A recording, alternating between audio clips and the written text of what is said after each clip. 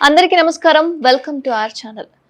రథసప్తమి నాడు ఎటువంటి పూజలు చేసుకోవాలి, అసలు రథసప్తమి నాడు ఎటువంటి నియమాలు పాటించాలి అని ప్రతి ఒక్కరికి ఒక సందేహం ఉంటుంది.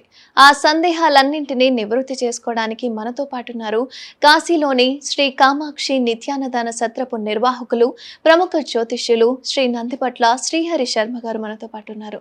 నమస్కారం గురూజీ. వాగర్థావివ సంపృక్తౌ వాగర్థ ప్రతిపత్తయే జగతః పితరౌ వందే పార్వతీ పరమేశ్వరౌ. అన్నపూర్ణే సదాపూర్ణే శంకరః ప్రాణవల్లభే జ్ఞానవైరాగ్య సిద్ధ్యర్థం భిక్షాం దేహీ చ పార్వతి.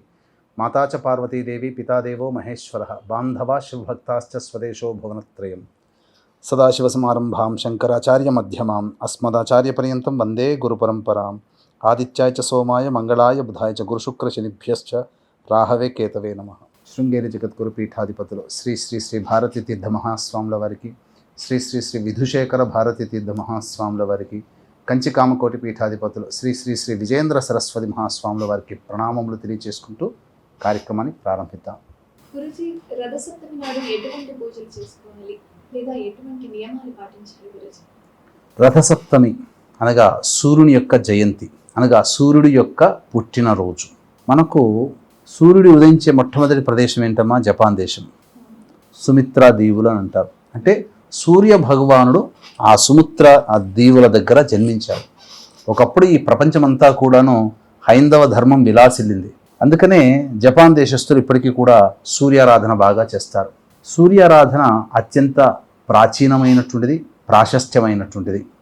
సూర్యారాధన ఎవరైతే చేస్తారో వారికి దివ్యమైనటువంటి తేజస్సు, ఆరోగ్యం మరియు ఐశ్వర్యము కూడా లభిస్తుంది అని చెప్పి మనకు శాస్త్రంలో చెప్పబడి ఉంది. కాబట్టి వీక్షించేటువంటి మన భక్తి ప్రేక్షకులు ఎవరైతే ఆరోగ్యం కావాలి, అలాగే ధన సంపద కావాలి అనుకుంటారో రథసప్తమి రోజున సూర్య వ్రతాన్ని ఆచరించుకోవాలి. ఆ రథసప్తమి రోజున చెప్పబడినటువంటి నియమాలని తూచా తప్పకుండా ఎవరైతే పాటిస్తారో సూర్యుని యొక్క దివ్య అనుగ్రహం వల్ల వారి యొక్క సంకల్పం నెరవేరుతుంది. ముఖ్యంగా నవగ్రహాలలో రాజు రవి. దేనికి కారకుడు? ప్రధానంగా ఉద్యోగ కారకుడు రవి. అలాగే ఆరోగ్యం భాస్కరాదిచ్చేత్, ఆరోగ్యాన్ని ఇచ్చేవాడు కూడా రవి భగవానుడే. కాబట్టి ఇట్టి రవి యొక్క అనుగ్రహాన్ని ప్రతి మానవుడు పొంది తీరాలి. అంతేకాకుండా రథసప్తమి వ్రతము అనేటువంటిది మాఘశుద్ధ సప్తమి తిథి రోజున ఆచరించాలి. అయితే గురువారం 15వ తారీఖు రోజున మాఘశుద్ధ షష్ఠి వెళ్ళిపోయి ఉదయం 9 గంటలకల్లా సప్తమి ప్రారంభమవుతుంది. శుక్రవారం 16వ తారీఖు రోజున ఉదయం 8:57 వరకు సప్తమి తిథి ఉంటుంది. కాబట్టి మనకు రథసప్తమి సూర్యోదయానికి 16వ తారీఖు రోజున ఉన్నది కాబట్టి మనం ఆ రోజుననే రథసప్తమి వ్రతాన్ని ఆచరించాలి. అయితే ఏ విధమైనటువంటి నియమాల్ని పాటించాలి అంటే ప్రధానముగా రథసప్తమి రోజున గోళ్ళు తీసుకోకూడదు. వెంట్రుకలు అనగా క్షౌరశాలకు వెళ్ళి వెంట్రుకలు తీసుకోకూడదు. గడ్డము గీసుకోవడం కానీ, అలాగే జుట్టుకి నూనె రాసుకోవడం కానీ చేయకూడదు. బ్రహ్మచర్య వ్రతాన్ని ఆచరించాలి. మరియు ఆ రోజున మాంసాహార భోజనము చేయకూడదు. ఎవరైతే ఈ నియమాల్ని తూచా తప్పకుండా పాటిస్తారో ఖచ్చితంగా వారికి ఈ సంవత్సరం అంతా కూడాను ఆరోగ్యం బాగుంటుంది. అలాగే ఉద్యోగము, వ్యాపారంలో అభివృద్ధి కలుగుతుంది. సూర్యారాధన చేసినటువంటి సత్రాజిత్తే ఆ సూర్యుని యొక్క అనుగ్రహం వల్ల దివ్యమైన తేజస్సుతో పాటు రోజుకి 100 బారుల బంగారాన్ని ఇచ్చేటువంటి మణిని సంపాదించుకోగలిగాడు. కాబట్టి సూర్యారాధన చేసినటువంటి సాంబుడు కృష్ణుడి యొక్క మనవడు.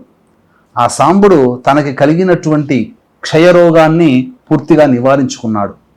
మయూర కవి కూడాను తనకు కలిగినటువంటి అనారోగ్యాన్ని ఈ సూర్య ఆరాధన చేసినందువల్ల తగ్గిపోయింది. అంతెందుకండి, వీక్షించేటువంటి ప్రేక్షకుల్లో రామాయణం తెలుసు కదా. రామాయణం ప్రారంభ సమయంలో రాముడికి ఆకలి దప్పులు ఉండకూడదు, అలాగే శస్త్రాస్త్రముల వలన ఎటువంటి ఘాతము జరగకూడదు అనేటువంటి దృష్టిలో పెట్టుకొని అగస్త్య మహాముని ఉపదేశించినటువంటిది ఆదిత్య హృదయం, సూర్యునిదే కదా. ఆ ఆదిత్య హృదయ ప్రభావము చేత రాముడు శరవేగముతో బాణాలు సంధిస్తూ జయాన్ని పొందాడు రామ-రావణ యుద్ధంలో. కాబట్టి మనం ఎటు చూసినా అతి ప్రాచీన కాలం నుంచి వస్తున్నటువంటి ఏకైక ఆరాధన సూర్య దేవత ఆరాధన. మనం గమనించుకుంటే ప్రత్యక్ష భగవానుడు మనం దేవుని చూస్తామో లేదో తెలియదు, కానీ మనకు ప్రతిరోజు కనిపించే దైవం మాత్రం సూర్య భగవానుడే.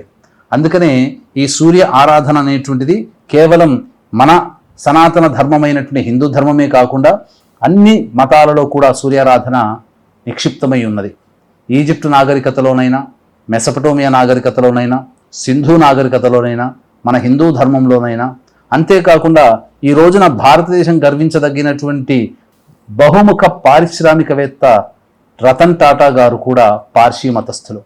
పార్సీ మతస్థులు ఖచ్చితంగా సూర్యారాధన, అగ్నిదేవత ఆరాధన పాటిస్తారు. కాబట్టి ఇక్కడ గమనించాల్సిన అంశం ఏంటంటే, రథసప్తమి రోజున నియమాల్ని పాటిస్తూ ఎవరైతే సూర్యుని యొక్క అనుగ్రహాన్ని పొందుతారో వారి సంకల్పం అచిరకాలంలో నెరవేరుతుంది అని చెప్పడంలో ఏమాత్రం సందేహం లేదు. కాబట్టి ఏమా సంకల్పం, ఎటువంటి నియమాల్ని పాటించాలి అని అంటే, వేకువజాముననే బ్రహ్మముహూర్తంలో లేచి కాలకృత్యాదులు తీర్చుకొని స్నానం ఆచరించాలి. రథసప్తమి రోజున స్నానం ఆచరించేటువంటి విధానము 2 రకాల స్నాన విధానాలు ఆచరించుకోవచ్చు. ఎవరికైతే సముద్ర గర్భము కానీ, నదీ గర్భము కానీ, చెరువులు కానీ, తటాకాలు కానీ, సరస్సులు కానీ ఎవరికైతే అందుబాటులో ఉంటాయో వాళ్ళు సూర్యోదయానికంటే ముందే కూడా దీపదానం చేసుకుంటూ దీప స్నానము గనక చేసినట్లయితే వారికి అనారోగ్యము తొలగిపోతుంది. ఏం చెయ్యాలి? తల మీద జిల్లేడు ఆకులు పెట్టుకొని, 2 జిల్లేడు ఆకులు పెట్టుకొని, దాని మీద మట్టి ప్రమిద కానీ ఇనుప ప్రమిద కానీ పెట్టుకొని, అందులో నువ్వుల నూనెతో దీపారాధన చేసి లేదా ఆవు నెయ్యితో దీపారాధన చేసి తల మీద జ్యోతిని వెలిగించినటువంటి దీపాన్ని తల మీద పెట్టుకొని మీరు నదిలోకి ప్రవేశం చేయాలి. ఎంతవరకు ప్రవేశం చేయాలి? కంఠము వరకు కూడా నీళ్లు ఉండేంత వరకుగా ఉండే విధంగా ప్రవేశం చేయండి. చేసిన తరువాత ఇప్పుడు చెప్పబోయేటువంటి శ్లోకాన్ని మీరు తలుచుకుంటూ ఆ దీపాన్ని మీరు నెమ్మదిగా ఆ యొక్క నదిలో కానీ, సముద్రంలో కానీ, చెరువులో కానీ వదిలేయండి. ఎలా వదిలేయాలి అంటే, ఒకేసారి మనం మునిగినట్లయితే మన తల మీద ఉన్నటువంటి దీప ప్రమిద ఆ విధంగా నదిలో వెళ్ళిపోతుంది, అంటే కలవదు, వెళ్ళిపోతుంది. ఏ శ్లోకాన్ని పఠించాలి అనంటే, నమస్తే రుద్రరూపాయ రసానాం పతయే నమః అరుణాయ నమస్తేస్తు హరిదశ్వ నమోస్తుతే అనే ఈ శ్లోకాన్ని పఠించుకుంటూ దీపాన్ని వదిలిపెట్టినట్లయితే నదిలో ఖచ్చితంగా ఆ వ్యక్తికి సూర్యుని యొక్క అనుగ్రహం కలుగుతుంది. ఇది సూర్యోదయం కంటే ముందే చేయాలి. ఇక 2వ రకమైనటువంటి స్నానము ప్రతి మానవుడు కూడాను ఆచరించవచ్చు. వీక్షించేటువంటి ప్రేక్షకులు ఎక్కడ ఉన్నా ఈ యొక్క నియమాన్ని పాటించుకుంటే తప్పకుండా సూర్యారాధన అనుగ్రహం మనకు కలుగుతుంది. ఏం చేయాలి? ప్రతి వ్యక్తికి కూడాను ఇంట్లో ఏదో ఒక నదికి సంబంధించినటువంటి నీరు ఉంటుంది. గంగా జలం ఉంటుంది, కృష్ణా జలం ఉంటుంది, గోదావరి జలం ఉంటుంది, నర్మదా జలం ఉంటుంది, సరస్వతి జలం ఉంటుంది. ఇలా ప్రతి ఇంట్లో కూడాను ఒక దేవత, నదీ దేవత యొక్క జలము ఇంట్లో ఉంటుంది. ఆ జలాన్ని మనం స్నానం చేసేటువంటి బకెట్లో వేసుకోవాలి. అయితే వీక్షించేటువంటి ప్రేక్షకులు ఆ రోజున వేడి నీటితో స్నానము ఆచరించకూడదు. సాధారణంగా చన్నీటి స్నానమే ఆచరించాలి. స్నానం ఆచరించే విధానంలో కూడా మనకేం చెప్పబడి ఉందనంటే, అంతకంటే ముందు రోజున మీరు కొన్ని వస్తువులు సమకూర్చుకోవాలి. ఏమా వస్తువులు అనంటే, 7 జిల్లేడు ఆకులు, అది తెల్ల జిల్లేడు అయితే మహాప్రశస్త్యము. 2వది 7 రేగు ఆకులు, అలాగే రేగు పండ్లు, మరియు చిక్కుడు ఆకులు, చిక్కుడు కాయలు, ఇవి మీరు తెచ్చుకోవాలి. 7 జిల్లేడు ఆకులలో 3 జిల్లేడు ఆకులు, 3 రేగు ఆకులు తల మీద పెట్టుకొని ఈ విధంగా బోర్లించుకోవాలి. దాని మీద రేగి పండు పెట్టుకోవాలి. అలాగే ఇరుబాహుల యందు, దక్షిణము వామబాహుల యందు 2 జిల్లేడు ఆకులు, 2 రేగు ఆకులు పెట్టుకొని దాని మీద రేగు పండ్లు పెట్టుకొని స్నానం ఆచరించాలి.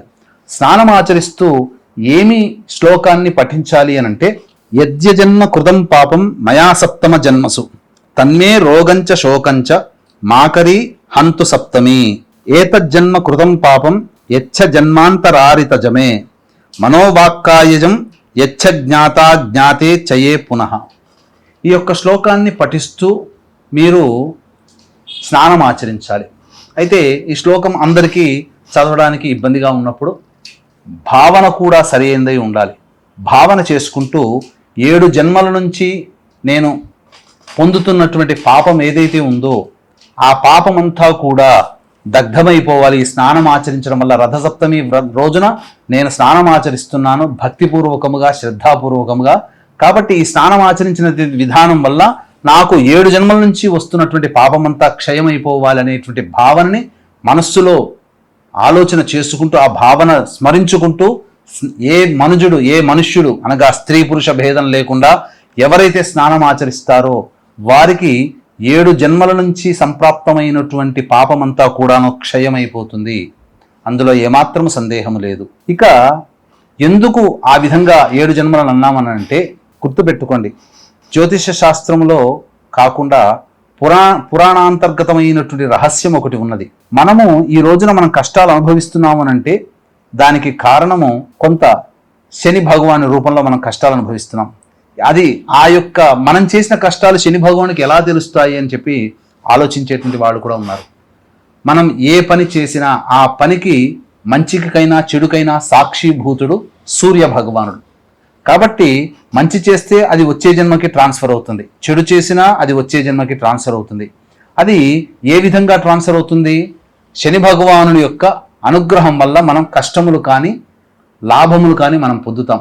అందుకనే మనం గత జన్మలో చేసినటువంటి పనులకి సాక్షిభూతుడు సూర్య భగవానుడు, అతని దగ్గర నుంచి సాక్ష్యం అంతా కూడాను శని భగవాని చెంతకు వెళుతుంది. ఎందుకంటే నవగ్రహాలలో లయకారకుడు, ఈశ్వరునితో సమానమైనటువంటి శక్తి కలిగినటువంటి శని భగవానుడు, నిష్పక్షపాతి. కాబట్టి మనం ఇప్పుడు అనుభవిస్తున్నటువంటి కష్ట నష్టాలకి శని భగవానికి కూడా కారణం. కాబట్టి ఎవరైతే రథసప్తమి వ్రతాన్ని ఆచరిస్తారో ఆ శని బాధల నుంచి కూడాను విముక్తులు అవుతారని చెప్పి మనకు స్కాంద పురాణం ద్వారా మనకు తెలియజేయబడుతుంది. కాబట్టి ఈ విధంగా చెప్పినటువంటి విధంగా భావన చేస్తూ స్నానం ఆచరించిన తరువాత ఇంట్లోకి వచ్చి పూజా గదిలో ఆవు నేతితో దీపారాధన చేసి ఆదిత్య హృదయము పారాయణం, అలాగే సూర్యాష్టకం 6 సార్లు పారాయణం చేయండి. చేసిన తరువాత ఉదయిస్తున్నటువంటి సూర్యుడికి, అంటగా అప్పుడే లేలేత కిరణాలు ఉండి ఉదయిస్తున్నటువంటి సూర్యుడికి ఆ సూర్యుని యొక్క 12 నామాలు చెప్పుకుంటూ, ఒక్కొక్క నామాన్ని చెప్పుకుంటూ అర్ఘ్యం సమర్పయామి అనుకుంటూ చేతిలో నీళ్లు తీసుకుని వదిలేయండి ఆ సూర్యునికి ఎదురుగా ఉండి. తరువాత సప్తమి తిథి ఇంతకుముందు చెప్పుకున్నాం, ఉదయం 8:57 వరకు మాత్రమే సప్తమి తిథి ఉంది.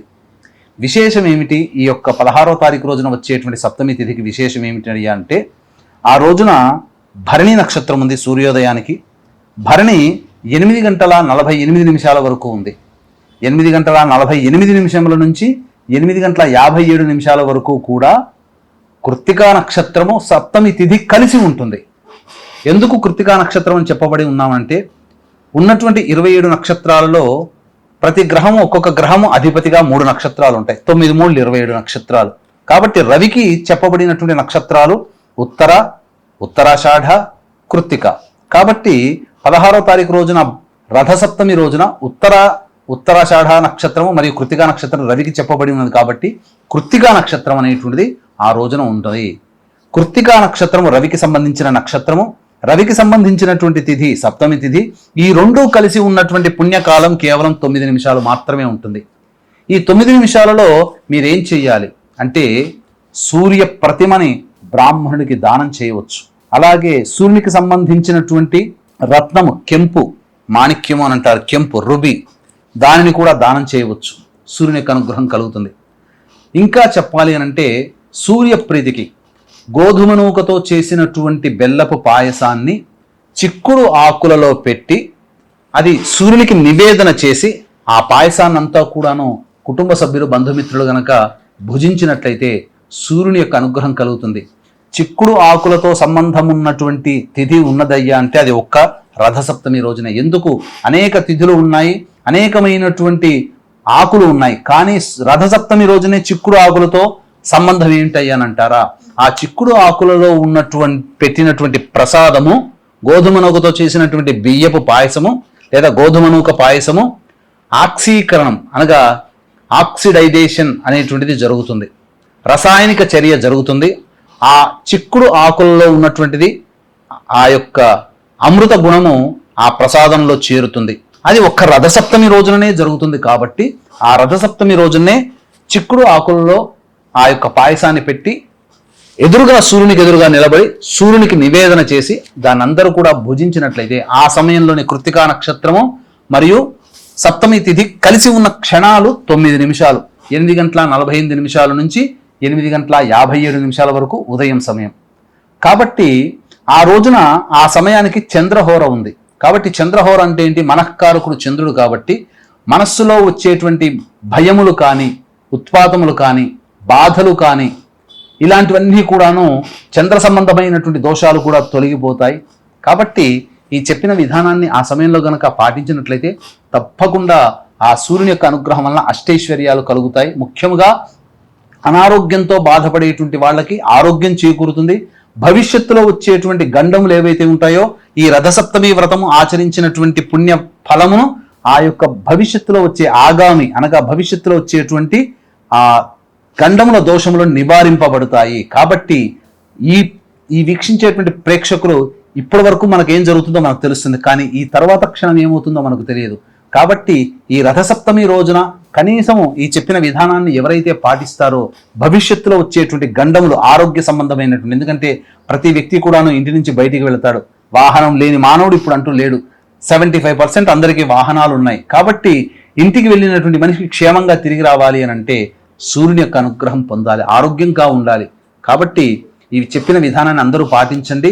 ముఖ్యంగా రథసప్తమి రోజున హెయిర్ కట్ చేసుకోవడం కానీ, షేవింగ్ చేసుకోవడం కానీ, నూనె రాసుకోవడం కానీ, దాంపత్యంలో ఉండడం కానీ, అలాగే మాంసాహారము భుజించడం కానీ, అలాగే మధ్యాహ్న సమయంలో నిద్రపోవడం కానీ, సూర్యోదయం కంటే సూర్యోదయం తర్వాత లేవడం కానీ చేయకండి. ఈ నియమాలను పాటిస్తూ రథసప్తమి వ్రతాన్ని ఆచరించినటువంటి మానవుడికి సూర్యానుగ్రహం వల్ల గొప్పదైనటువంటి దివ్య తేజస్సు కలుగుతుంది. అంటే ఏంటి? సైన్స్ ప్రకారం కనుక చూసుకుంటే మనకు ప్రతి మనిషికి ఒక ఆరా అనేటువంటిది ఉంటుంది. ఆ ఆరాలో వచ్చేటువంటి డిఫెక్ట్ల వల్లనే మనకు కొన్ని అనారోగ్య సమస్యలు కానీ ఇవన్నీ కలుగుతాయి. కాబట్టి మన ఆరా అనేటువంటిది ఉత్తేజితమవుతుంది. ఎక్కడైతే మనకు ఆరాల్లో డిఫెక్ట్స్ ఉన్నాయో ఆ ఆరాలో ఉండే డిఫెక్ట్స్ అన్ని కూడా సెట్ చేయబడుతుంది. ఇవన్నీ కూడా ఆచరించినటువంటి వాళ్ళకే తెలుస్తుంది. కాబట్టి సూర్యారాధన మానవుడిగా అవతరించినటువంటి భగవానులే మనకు చేసి చూపించారు. రాముడు చేశాడు, అలాగే కృష్ణుడు చేశాడు సూర్యారాధన. ఇలా ఎంతో మంది పురాణ పురుషులు చేసినటువంటి వాళ్ళు. కాబట్టి సూర్యుని యొక్క ఆరాధన చేసిన కర్ణుడు ఎంతటి గొప్ప పేరు సంపాదించాడో మీకు అందరికీ తెలుసు.